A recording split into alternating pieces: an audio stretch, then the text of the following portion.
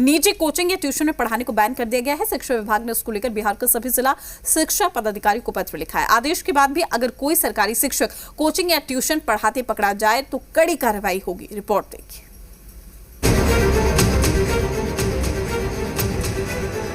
बिहार में सरकारी शिक्षक अब प्राइवेट कोचिंग या ट्यूशन नहीं पढ़ा सकेंगे। सम्राट सरकार के ऑर्डर के बाद सरकारी शिक्षकों पर सख्ती बढ़ गई है। शिक्षा विभाग ने सभी जिला शिक्षा पदाधिकारियों को मॉनिटरिंग का ऑर्डर दिया गया है। अगर कोई सरकारी शिक्षक कोचिंग या ट्यूशन पढ़ाते पकड़े जाते हैं तो विभागीय गाज गिर सकती है। बिहार सरकार का यह निर्णय शिक्षा व्यवस्था को और अधिक जवाबदेह और गुणवत्तापूर्ण बनाने की दिशा में एक महत्वपूर्ण कदम है। सरकारी विद्यालयों के शिक्षकों की पहली और सर्वोच्च जिम्मेदारी विद्यालय में पढ़ने वाले बच्चों के प्रति है।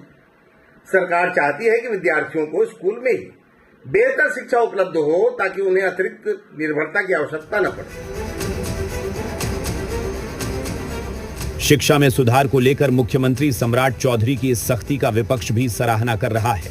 हालांकि विपक्ष की दलील है कि काश ये फैसला बहुत पहले लिया गया होता तो बिहार में शिक्षा की ऐसी बदहाल स्थिति नहीं होती। देखिए 20 वर्षों से एनडीए की सरकार है, लेकिन जब देखेंगे तो इस राज्य में एक भी नई यूनिवर्सिटी का निर्माण नहीं कराया गया। शिक्षा के प्रति कभी भी एनडीए सरकार गंभीर नहीं रही।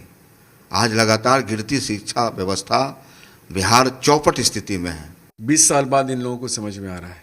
आज तक ये लोग समझते थे कि गाँव में हमने स्कूल की बिल्डिंग बना दी है तो यही हम शिक्षा दे रहे हैं, बच्चों का अटेंडेंस बना रहे हैं तो यही हमारा शिक्षा है। हकीकत यह है कि गांव देहात में शिक्षा का स्तर जो है, शिक्षक मिलते नहीं है। एक शिक्षक 6 सब्जेक्ट्स पढ़ा रहा है। सरकारी शिक्षक अब सिर्फ सरकारी स्कूल में ही पढ़ा सकेंगे। कोचिंग और ट्यूशन क्लासेस अब सरकार के रडार पर है।